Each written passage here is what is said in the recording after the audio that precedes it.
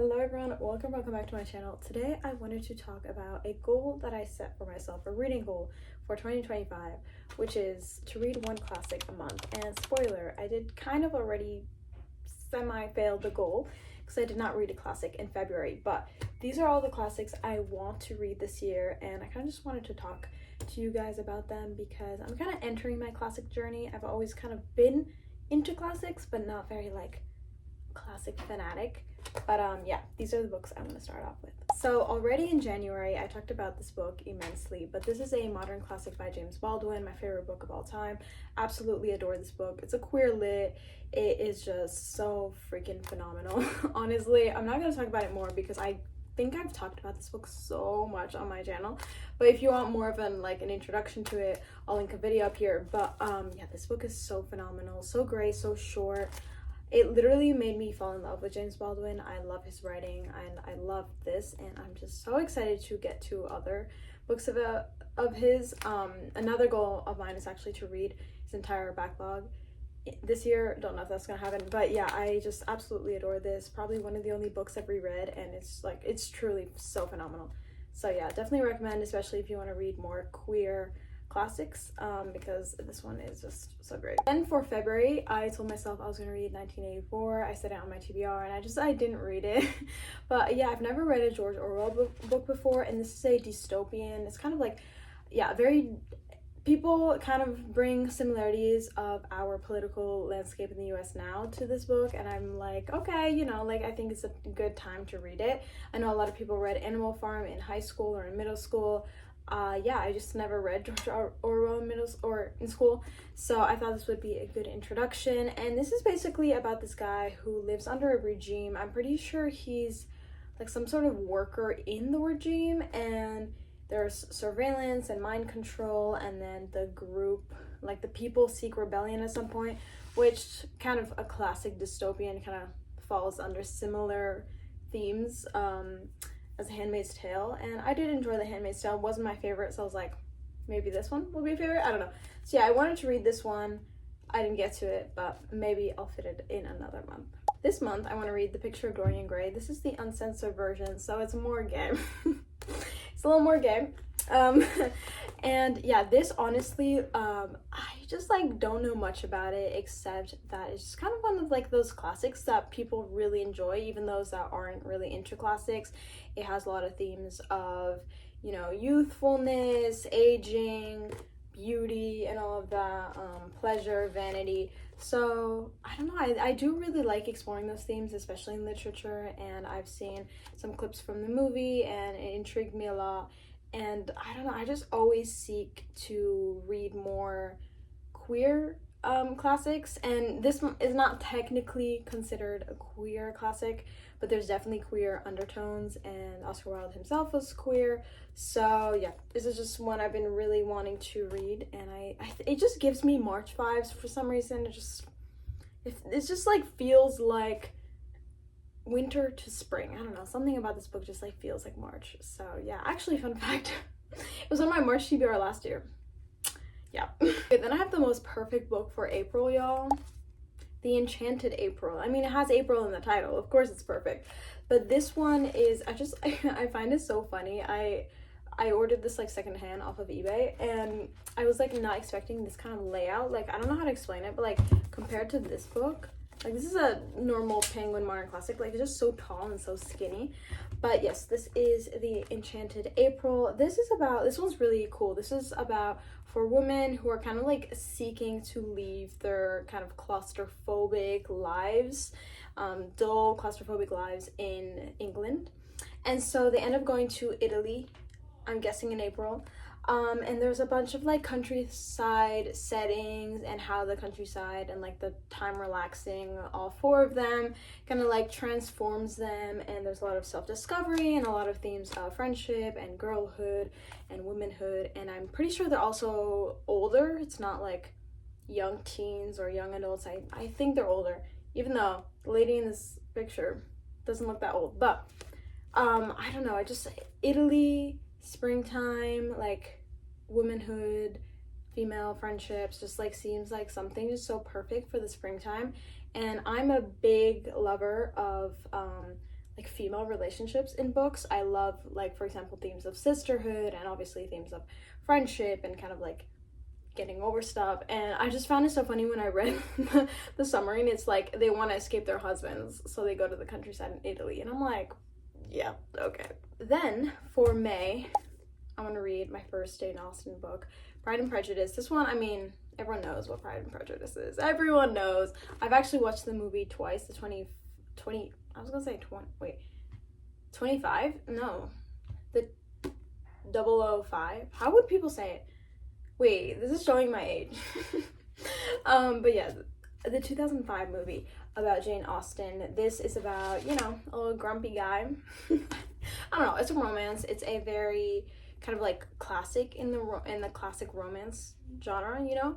I've never read a Jane Austen book before, so I thought this would be a good introduction, especially because I do already kind of know the story, and so I can also like already imagine the setting and everything that's going on.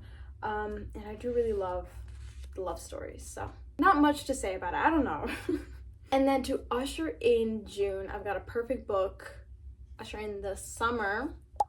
Yeah, you see what I did here? Summer by Edith Wharton. This is a really cute book. It's so cute. Summer by Edith Wharton is actually a love story between a young woman who meets this like charming, rebellious man, and she feels kind of torn between like her life, like her previous life that's kind of like very structured, and then a more like carefree, spirited one with the guy. So there's a lot of interesting themes of class and societal expectations, and you know, like what to do. Do I just kind of live for myself, or do I live for my family and for society and all of that? A lot of interesting discussions on choice and all of that. And I just think that I think this would be a good introduction for Edith Wharton. And also like summer, it's like short, it's cute. I've had a lot of people recommend this book, and I'm definitely, I like romances in classic because I think classic definitely is a hard genre to kind of like push you through. But so I do like when there's like a sprinkle of romance in it, but not when it's like too much. So I like when there's a lot of themes of like something else. And self-discovery in a woman is always so interesting to read about. For July, I've got Journey by Moonlight by Antal Zerb. This is a New York Review book. I just love the New York Review books. They're just so pretty and they're just so cute. It's okay. And this one's really interesting. This is kind of like an adventure. It's a troublesome adventure set in Italy but when a couple goes on their honeymoon, and then basically an old friend calls up the guy in the couple and is like, I'm pretty sure they like lost a friend. So then he goes on a search throughout Italy in search of his childhood friend, and apparently this is a very intoxicating and magical and menacing book. And people apparently are super gripped by this book, and I just like, I don't know, I think, oh, this is the second book in Italy set in Italy in this list. Well, clearly I have a fascination for Italy, but yeah, I think like an adventure across Italy and during the summer, mid 1930s Europe. Then for August, I thought I would pick up another Edith Wharton book. This one is The Age of Innocence. This one, I mean, I think Edith Wharton does a lot of kind of like similar themes, but so this one also kind of talks about drama and talks about love and stuff like that, but this involves a scandalous love triangle that explores the complexities between love, loyalty, and social norms. And this is set in 1970s in New York, so golden age, the new New York golden age, Gilded Age. If you've seen that show, I think HBO did it. Basically all that drama that is in that show also appears here. And I just think like a dramatic love triangle set in New York with like rich people. I just love reading about like dramatic rich people because it's like, it's so far removed from my life, but it's just like, you get sucked in, you know? It's like Gossip Girl before the 1870s. So this is it. And I don't know, the cover, something about it, the cover just kind of drew me in. And I mean, okay, if I really hate Summer by Edith Wharton, maybe I will not pick this up. But I think I actually own 3 Edith Wharton books, so definitely kind of want to like make a dent in that. So yeah. For September, I want to read The Master and the Margarita, which September is definitely going to be the month I start university, so maybe I won't get to this big book, but I'm hoping to. This is a book I've been recommended a lot, and it's kind of like, honestly, when I was looking up the summary about it, I was like really confused. I was like, okay, what's going on here?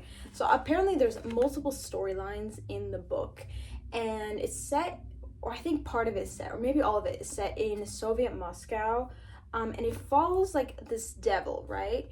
And then he's like creating a lot of chaos and confusion in Moscow, and then there's like another thing which is between the master and then his cat, the Margarita, I'm pretty sure, and then they're separated, so like there's a whole plot line about that.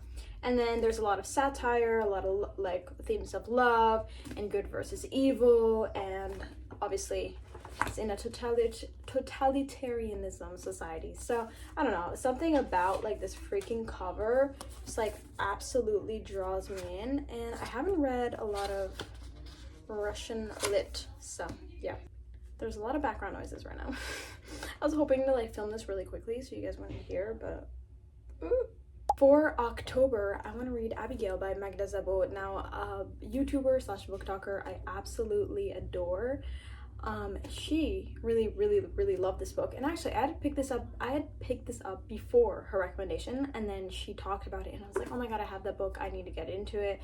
So this is a very introspective novel. It's set in Hungary pre-World War II, and it follows this 14-year-old girl, which I find is like kind of rare in classics, like not necessarily very rare, but I feel like younger kind of like coming of age stories is less classic and it's more like contemporary. So I feel like before there's a lot of coming of age, but it's definitely more like 1920s. I don't know, maybe I'm wrong, but this follows 14-year-old Gina who oh my god, I don't know how I fell, who meets this statue who is called Abigail. 14-year-old Gina, she goes to the school. She's kind of actually forced to go to this boarding school, I'm pretty sure, and at the boarding school she meets slash sees the statue named Abigail, and she starts kind of like talking to the statue, I'm pretty sure, and she just like kind of like talks about all her problems because she's having a lot of problems. Oh yeah, this is a religious school, so she definitely has a lot of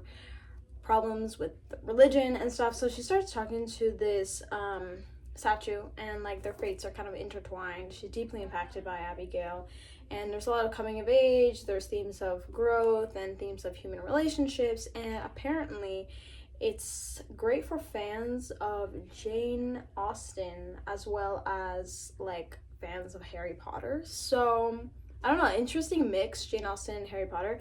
But now that I've heard that one of my favorite booktubers loves this book, I'm even more into reading it, so let's hope I love it. And it's also a New York Review book. Look at this stunner. In November, I want to read Sula by Toni Morrison. Now, I've read one Toni Morrison book. I read The Bluest Eye in middle school, and I did like it, but I remember being like very impacted by it, low-key kind of traumatized by it. So I don't know what I'm gonna think about Sula, but I do know that she is a very well regarded author and she's well loved, and I just love how her books are like short but very impactful and very heart-wrenching.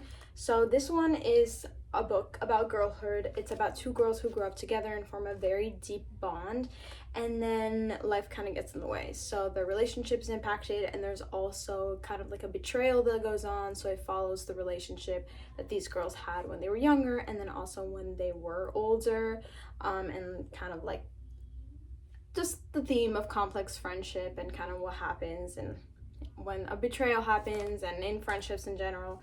And there's of course themes of race and gender and girlhood and all of that. So I think Toni Morrison always, I only read one of her books, but my sister read another one of her books, and we kind of like agreed on both of our experiences with those two separate books, both written by Toni Morrison, is that she's like really a superb author for underlying themes. Like she just like, Toni Morrison just like knows what she's talking about, and she just kind of like knows how to write deep themes that are very understandable and not necessarily relatable, but like you can fully empathize with what's happening in the story, even if you have like absolutely no idea how it feels to live that way.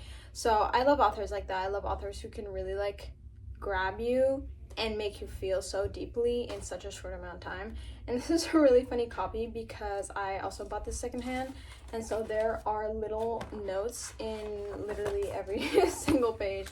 We got this girl's notes. Some of it was in pencil, but some, unfortunately, was in pen. Where did the pen go? Unfortunately, she lost her pencil and started writing a pen, but it's fine. It's actually going to be probably kind of funny to read all of her little notes, so yeah. And then this is kind of like random, but I want to read the Communist Manifesto. I saved this for December, but I'm probably just going to kind of like read it throughout the year, not necessarily in 1 month. But this is the Communist Manifesto by Karl Marx and Friedrich Engels, and it has an introduction by Gareth Stedman Jones, who I regret to say I do not know who that is, but it's the Communist Manifesto, y'all.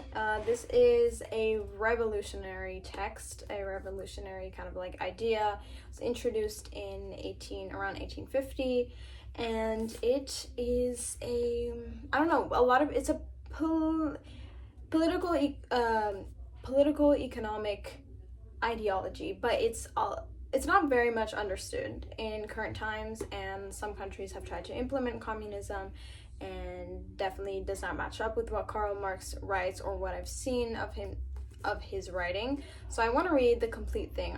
I believe this is the complete thing. So I want to read it fully understand it, so that when I kind of talk about politics, and I mean, I'm going to be studying history in the fall, so I just want to kind of like have the basics, have the fundamentals, know what I'm talking about, especially when I'm kind of having a discussion on politics. And because communism is such a divisive topic, I just really want to know, I want to know the root of it, and I want to analyze the fundamental text. So yes, those are the books I want to read.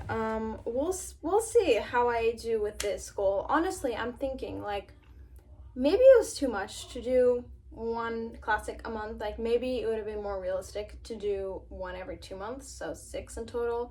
But I think as long as I don't just read 1, as long as Giovanni's Room is not the only classic I read this year, I think I'm going to be satisfied. Even if I don't end up reading 12, I think even with 6, even with maybe 4, I'd be satisfied, because I think last year I didn't read that many. I think maybe like 2 or 3, I don't know.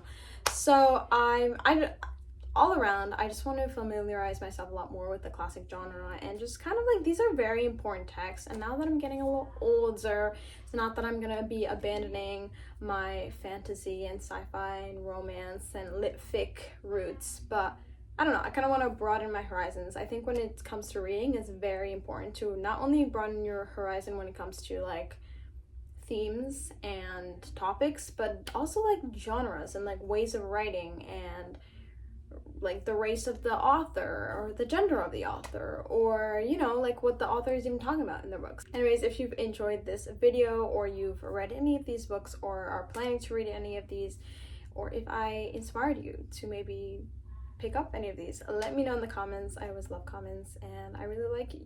I was gonna say, but that was really awkward. I really love you guys as well. So yes, thank you guys so much for watching this video, and I'll see you very soon. Bye.